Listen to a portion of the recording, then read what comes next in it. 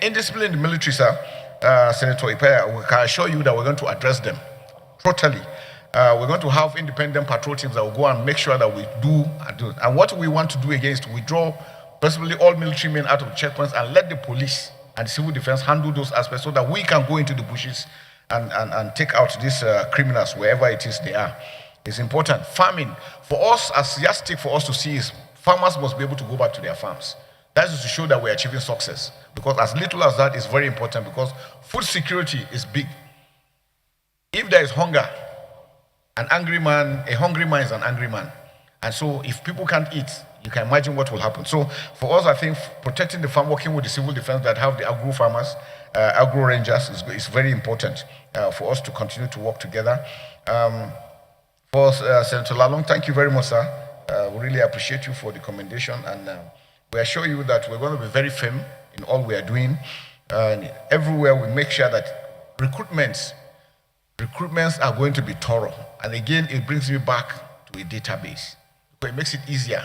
If somebody comes for recruitment and has a number that you can check and see everything it's telling you, it makes it a lot easier.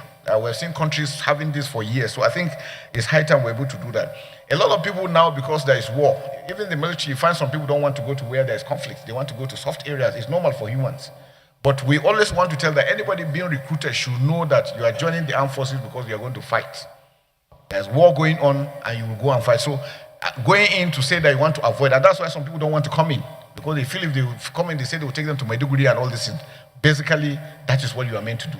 But again, we know some states, we have observed some states, some regions don't really come in well for reasons, but I think we are doing some sensitization program to try and bring them into it so that the strength can be enhanced. But like Mr. President, you mentioned, sir, as we speak, sometimes every time we are doing recruitment, we have over 70,000 that are applying to join. So we still have enough. But maybe some states do not have that number. But again, we have a way of balancing because we want every Nigerian to be part of it, every Nigerian to take responsibility of what is going on ground. So we're following all those aspects and we don't want them to go down. But on expectations, so I can tell you, I'm also feeling the heat because when I see the expectations, when my name was mentioned, I know that I cannot afford to fail myself, fail my nation, fail my family. Whatever that we need to do, we will put in the very best, and we know God on our side, we're going to succeed. So it's important, sir, that we must continue to work together. And I assure Nigerians, I really appreciate the responses to the Senate, National Assembly as a whole, the entire Nigerians. I went to social media, I was shocked when I saw the response. And it shows that people are really committed in showing that Nigeria is peaceful. So when people go around saying Nigerians, we don't love ourselves, I say, no, they don't really know who Nigerians are. And it also brings me to the issue that we have on the issue of whether genocide or no genocide. We're all victims. Everybody is being killed. Everybody is dying. So that's why it's important. We will win, working together as a team. Let me start from bottom up, sir. Starting with Senator Yaradua, thank you very much for the commendation, and to assure you you're fully committed. We're going to work together as a team, together from the ministry, with the National Assembly, with the members of the armed forces and other security agencies. All NDAs have roles to play for us to achieve success. Nobody can do it alone. I think that's the most important thing. The difference between the CDS office and the minister's office interlinked, supporting each other, giving them all the necessary support for them to be able to carry out their task.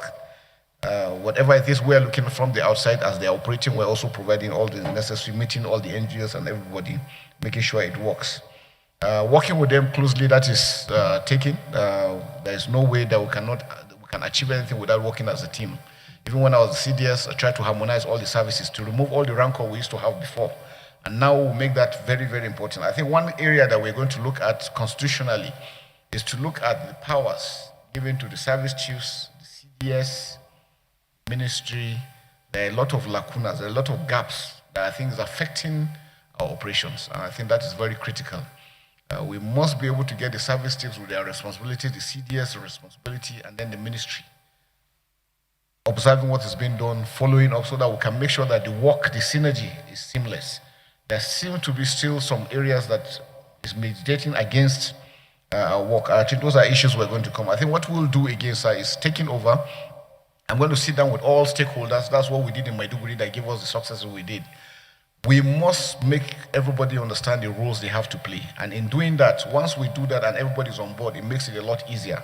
So to say it, in Maiduguri, we had meetings with motor park, markets, commercial drivers, everybody. And when they came on board, that's when we had success. And that's why we need to really replicate, going down to make sure that everybody has a responsibility. It is not when you see something, you keep quiet saying it is not your responsibility. No. The armed forces, the security forces are not going to be everywhere. So it's important that we also work together. So Senator Anye will assure you that we're going to work closely with the service chiefs. There won't be any issues together, and including other security agencies. On the issue of the reabsorbment of the surrendees, that is not happening. We have a system that we monitor who and who we're recruiting into service. We work together with the intelligence system, the military intelligence, the DSS and all. They still go back to check all those ones we're recruiting based on the data they're bringing. But sir, I think I must mention this, which I've done severally. There are countries, if we look at first world countries, why are they succeeding? They've been able to put some basic things in place. Something as simple as a database for all citizens. So I think that's one area that we need to be, so that we can also assist the security forces. And even developmentally, we need to know the number of people in particular areas so that we can know whether we have markets or schools or hospitals in those areas.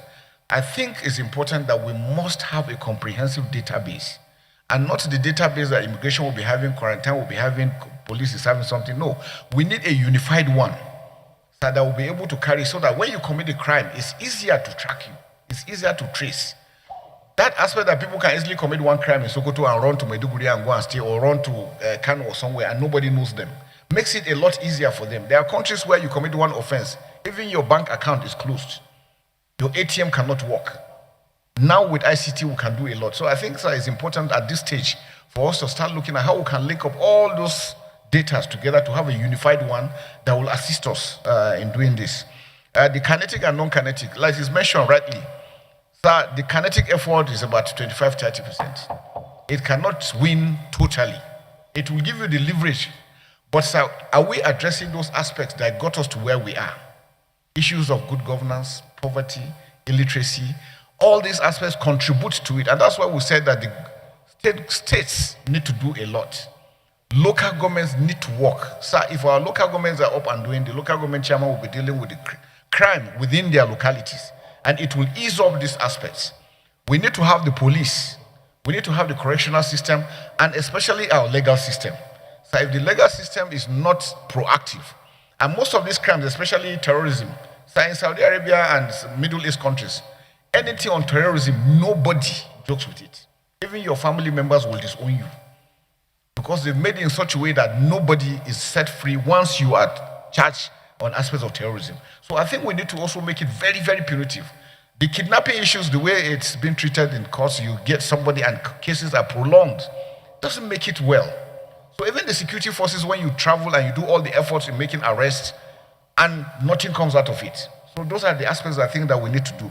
The non-kinetic is very important, sir, because if we're able to understand that one there's justice, fairness, and equity within the people, and they have a sense of belonging, you will see crime and criminality will go down. Why are we having the resurgence of criminality? We know towards the end of every year, there is always this upsurge. People want to make extra money in whatever it is they're doing. The Sahel is there. The world terrorism agent is increasing in its attacks all over the world. So it's not only Nigeria, because we are not isolated. And that's why we're having this pressure. What we need to do, sir, is working together as a team in addressing, making sure that we address them within Nigeria and do not give them any freeway, any aspects that they need to do. We must stop ransom payments. And in doing that, sir, even when ransoms are being paid, because people want to do that, we can track the money is being paid and where does the money come from. There is a lot you can do using the banking system, that we can do these things and track those things backwards. The use of technology is very important. And like I said, sir, if we're able to have a database and every Nigerian has a number linked to everything you have electronic, we can monitor anything. I think that's areas that we need to look at and be able to address.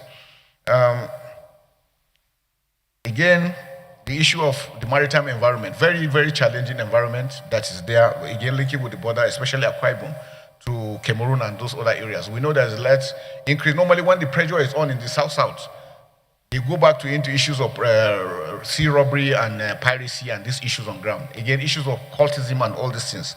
Now, we make sure that our operations within those areas are enhanced using the Operation Delta Safe, expanding their reach. Initially, because those areas were a bit quiet, they didn't extend them, but now what we have done even before I left is we've extended operations within those areas to be able to address those maritime environments, to make sure that we stop these acts, because there's issues of kidnapping coming from those areas. Collaboration, sir, is critical. No one individual can do this together. We must work. Sir, it says no to negotiation. There is no negotiation with any criminal. And I think that should be made very, very clear. We are working together. We're going to work together with the NSA's office to ensure that states don't adopt such things, because those things compromise security. And to tell those that nobody, if you negotiate with them, they will never abide by it. It's just a moment. When they do that, they want to buy time to buy more arms, and then they were going to come. And we have seen it repeatedly. There are even localities that have done that. They still come after them. So, sir, it's a total ban on that, total ban on illegal mining, and all those other aspects that are bringing these things together. So I think we must be able to do that.